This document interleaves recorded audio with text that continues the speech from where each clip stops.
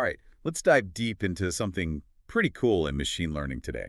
Definitely beyond the algorithms. Exactly, like into the core. The very heart of graph contrastive learning. Graph contrastive learning, okay. It's like reverse engineering, Ooh, I like that. the magic behind some of the most powerful GCL methods. So we're talking about some serious game-changing stuff, potentially. Oh, absolutely, especially for folks out there working with these models day in and day out. Okay, so what exactly is this game changer? So there's this paper, a groundbreaking research paper, actually, Okay, that was presented at NeurIPS 2024. okay, And the title, yeah. Exploitation of a Latent Mechanism in Graph Contrastive Learning, Representation Scattering. Ooh, exploitation of a latent mechanism. Sounds like we're about to uncover, like, some secret society machine learning. Well, in a way, I guess we are. Okay. The authors of this paper, Don Xiaohe and a team from Tianjin University and other institutions, Yeah. they uncovered what they think is like this fundamental principle Got it. that underlies the success of all kinds of graph contrastive learning methods. And this principle, if I'm getting it right, is this representation scattering. That's it.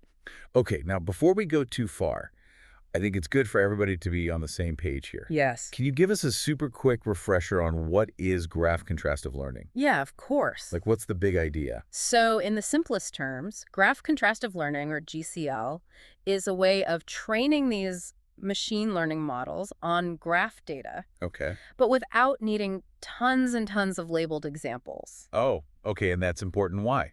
Well, think about it. In lots of real-world applications of graphs, we're talking social networks, recommendation systems, even drug discovery. Right. Getting labeled data is very expensive and time-consuming. So it's like learning by observing patterns and relationships without needing somebody to explicitly point them out to you. That's a fantastic analogy. Okay. And what makes this paper so interesting is that it tackles this puzzle that's been kind of bugging researchers. You see, different GCL methods, even though they use all these varying techniques, they often end up with pretty similar performance. So almost like they're all tapping into something fundamental, but not quite realizing it. Precisely. And that's where representation scattering comes into play. Okay. The authors argue that this is actually the hidden force Gotcha. that's driving the success behind a lot of these GCL methods. So representation scattering, whether they meant to or not, is the secret sauce. That's the hypothesis, yep. Okay. I got to know more about this representation scattering thing. Sure. What is it, and how does it connect to graph learning? Okay, imagine for a second you're looking up at a night sky full of stars. Okay, beautiful. The stars are scattered all over this vast canvas, right? Yeah, they are. Not all bunched up, but spread out. I see it. Now think of each star as a node in a graph. Okay. So in GCL, we transform those nodes, they represent users on a platform or molecules in a compound, into these mathematical vectors. Okay. Those vectors are like coordinates, placing those nodes in a specific mathematical space. So instead of stars in the sky, we have these nodes strategically arranged. Exactly. Just like we appreciate those stars spread across the night sky, representation scattering wants to achieve a similar balanced distribution of node representations. Okay. So they cover that whole space. Gotcha. No unnecessary bunching up. Okay, so there's got to be some guidelines for that. Right, it's not just random spreading. Right. Representation scattering depends on two main ideas: the center away constraint and the uniformity constraint. Break those down for me. All right, so center away. Think of a flock of birds taking off from a tree. Okay. Suddenly they fly away from that central spot. Yeah. That's center away. So We push the node representations away from some central point in that mathematical space so they don't clump together. so encouraging dispersal. Yep, just like the birds. Got it. Now, for uniformity, Okay. imagine scattering marbles on a table. All right.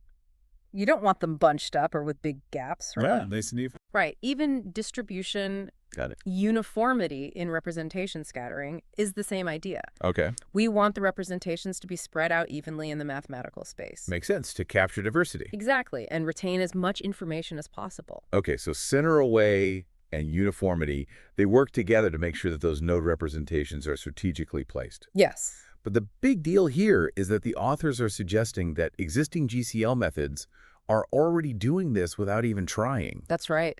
It's like they've been baking delicious cakes without knowing how the baking powder actually works. Perfect analogy. Okay. And they dug into 3 specific types of GCL frameworks: Okay. DGI-like methods, info-based methods, and BGRL-like methods. All right. They use different approaches, but the authors say they all lead to the same representation scattering. Okay, let's take those one by one. Okay. What about DGI-like methods? What are they doing, and how does it connect to this representation scattering idea? Okay, so DGI-like methods are all about group discrimination. Okay. What they do is differentiate the representations of nodes from the original graph and the representations of nodes from a slightly altered version of the graph. So like creating a distorted mirror image and then training the model to tell them apart? Yes. That's pretty clever. And it turns out that, mathematically speaking, this process can be seen as pushing the nodes away from the average representation of the whole graph. Oh, okay. So even though they weren't explicitly going for it, their approach naturally leads to that center-away constraint. Exactly. And they visualize this using TSNE embedding. Then what do they see? A beautiful scattering effect. Visual proof. I love it. It's there. All right, DGI-like methods? Check. Okay. How about InfoEase-based methods? How do they fit into this picture? InfoNC is about node discrimination Yeah. and something called negative sampling. Okay. Imagine you've got a node and you want the model to learn a good representation for it. All right. Okay, so you show it a bunch of other nodes that are considered negative or dissimilar. So it's like showing the model what the node is in T to help it understand what the node is. Exactly. And by making those negative nodes seem less similar, you push them apart in the space. And that creates the scattering effect. Right. Okay, so once again, even though they weren't aiming for scattering, they got it. Yep, and they actually have mathematical proof to back this up. Wow, okay. It's Theorem 4 in the paper. Nice. They show that minimizing this thing called the InfoNC loss, which measures how well the model distinguishes between positive and negative samples, Okay. also indirectly minimizes a representation scattering loss. Oh, interesting. Yeah, Okay, so the math checks out. it does. Last one, BGRL-like methods. All right. These are based on something called bootstrapping, and they don't even use negative samples. Right. So how does representation scattering even happen here? This one is particularly interesting. Okay. The authors think that BGRL-like methods achieve scattering through this technique called batch normalization. Batch normalization, that's all about normalizing the data. Yes, within each batch during training to stabilize and speed up learning. Right, right. And they argue that batch normalization, because it normalizes the data, Yeah. it indirectly contributes to scattering, Yeah. shifts those representations away from the center, Yeah. encourages them to spread out more. So again, another case of doing it without realizing it. Yeah, and to test this, they took batch normalization out of the BGRL framework. Oh, clever. And what happened? Performance tanked. Wow. Okay, so it really was playing a crucial role. It seems so. All right, so we've got these three major GCL frameworks, and they all seem to be achieving this representation scattering, even though they weren't designed to. Right, it's been working behind the scenes all along. That's really cool. It is, and it leads to the big idea of this paper. Which is? If these methods are already getting scattering by accident, what if we designed a method that embraces it intentionally? Okay, so that brings us to their proposal, right? Yes, SGRL. Scattering graph representation learning. Okay, I'm definitely ready to unpack that, but I think that deserves its own conversation.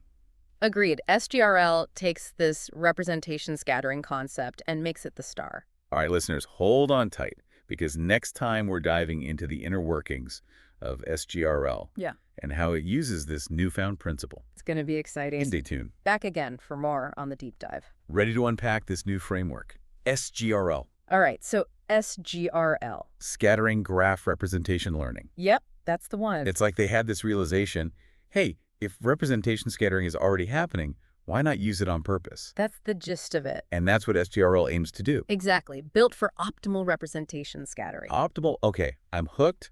Tell me more about the nuts and bolts of SGRL. How does it actually pull this off? Okay, so SGRL has two main parts. First, the representation scattering mechanism. RSM. You got it, RSM. And then there's the topology-based constraint mechanism. TCM. Right, TCM. Okay, two mechanisms, lots of acronyms. Let's break these down, starting with RSM. What's its role in this whole representation scattering scheme? So RSM is the engine behind getting that beautiful scattered arrangement of those node representations. Remember our Starry Night analogy? Oh yeah, those stars, each one a node. spread out in the cosmic canvas. Beautiful. So RSM takes those stars, metaphorically speaking, and it puts them onto a hypersphere. A hypersphere. Okay, like a higher dimensional sphere, it's a well-defined space for those representations to scatter across, making the learning process smoother and more efficient. So it gives those representations a structured area to disperse within. Precisely, a hyperspherical playground, if you will. I like that, a hyperspherical playground. And within this playground, RSM uses what's called aptly the center away strategy. Okay.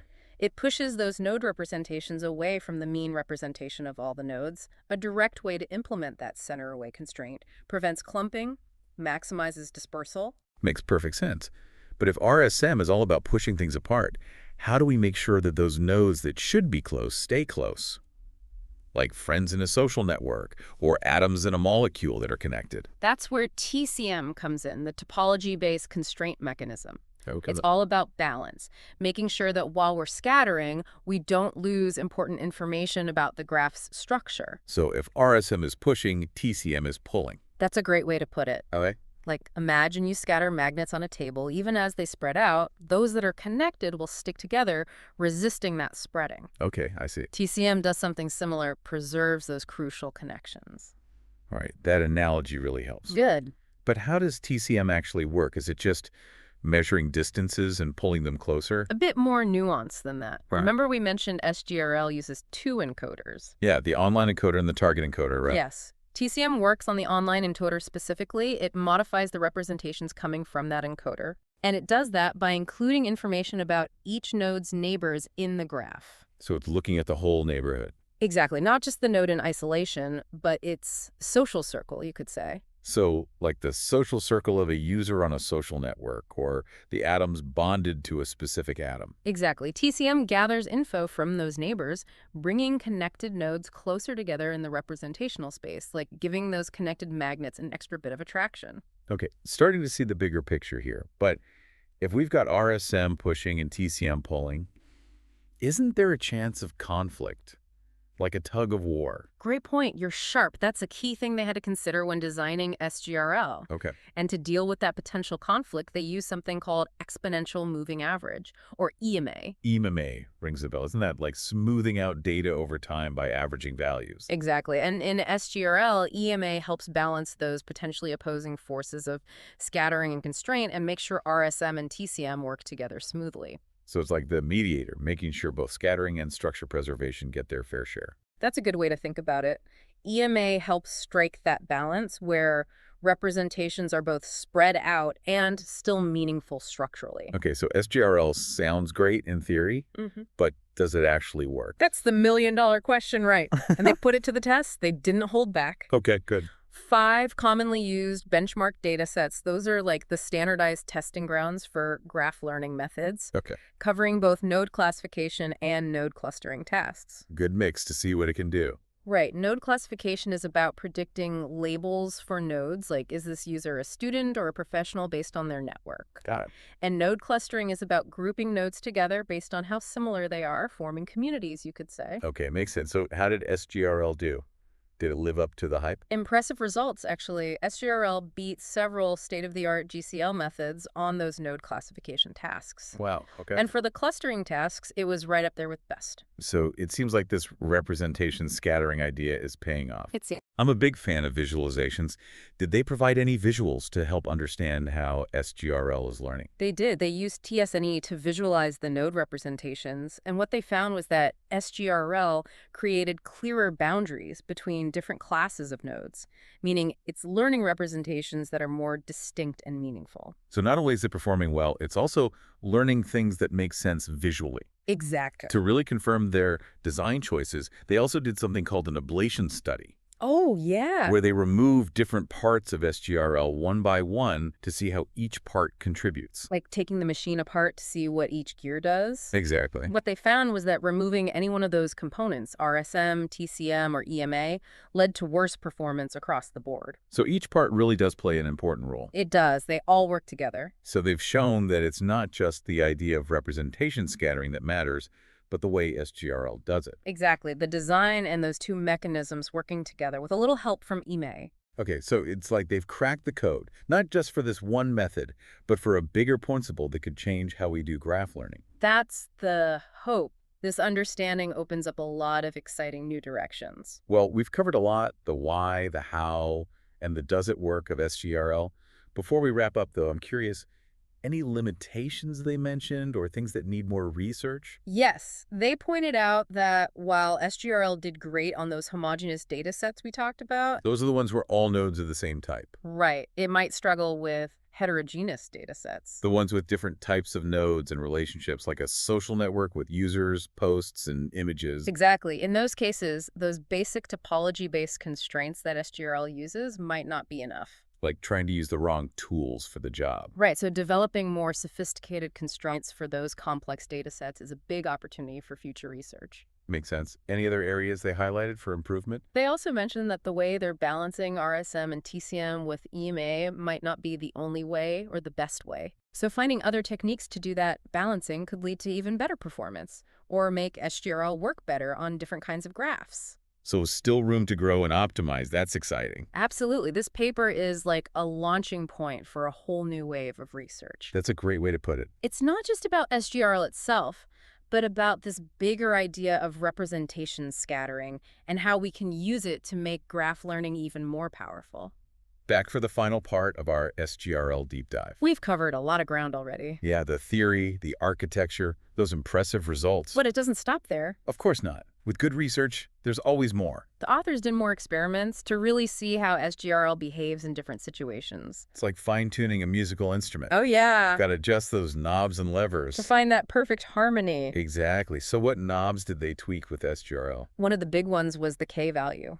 Okay. In that topology-based constraint mechanism, TCM. Right, TCM, the one that looks at those connections to keep the structure. Exactly, like that tether we talked about. Keeping things from drifting too far apart. So the K value basically says how many hops away TCM looks at when it's gathering info about a node's neighbors. So higher K, looking further out. Exactly, wider neighborhood. Like adjusting TCM's vision. Yeah, making it more nearsighted or farsighted. I like that. And they wanted to see how different K values affected the performance. Okay, so did they find like a magic K that worked best all the time? Not really. It depended on the data set and the task, Okay. but there was a general trend. Okay, tell me more. When K was too small, SGRL didn't perform as well because TCM couldn't capture enough structural info. Like it was too nearsighted. Exactly. Couldn't see the big picture. Makes sense. But here's the interesting part. When K was too big, performance also went down. Really? So there's a sweet spot. There is. Too much structural info actually messes with the scattering. Like TCM's being too controlling. Right, holding back that natural dispersal that RSM wants. That's all about balance? It is. Finding that right K, where TCM gives enough guidance but doesn't stifle the scattering. Got it. So K-value exploration done. What other experiments did they do? Well, we talked about that potential tension between RSM and TCM. Yeah, push and pull, right. Exactly. So to investigate that further, they did those ablation studies removing parts of SGRL to see what happened. Like those controlled lab experiments. Precisely. They tested it without RSM, without TCM, and without EMA, that smoothing mechanism. Like taking the machine apart. Exactly. And the results were interesting. Removing any of those components made the performance worse across those benchmark data sets. So it's not just about having a representation scattering, it's about how SGRL does it specifically. Right. Those two mechanisms, RSM and TCM, working together with a little help from EMA. It's like they found the recipe. They did? And for folks out there thinking about using this in their own work, any limitations or future research directions they mentioned? They did. They said SGRL did great on those homogeneous data sets, the ones where nodes are all the same type. No. But it might struggle with heterogeneous data sets. The ones with different node types and relationships, like a knowledge graph with entities, concepts, and relationships. Exactly. In those situations, those simple constraints might not be enough. Like using the wrong tool. Right. So better constraints for those complex graphs is a big area for future work. I see. Any other areas for improvement? Yeah, they also said that their way of balancing RSM and TCM with EMA might not be the only way or the best way.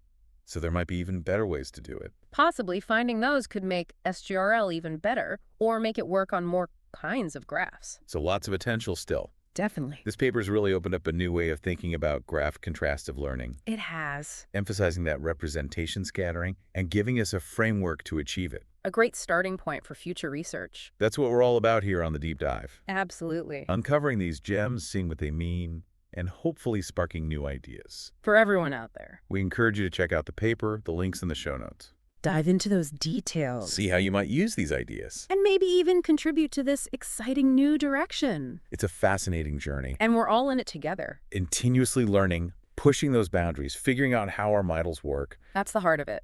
Until next time, keep those minds curious, algorithms humming, and those deep dives going.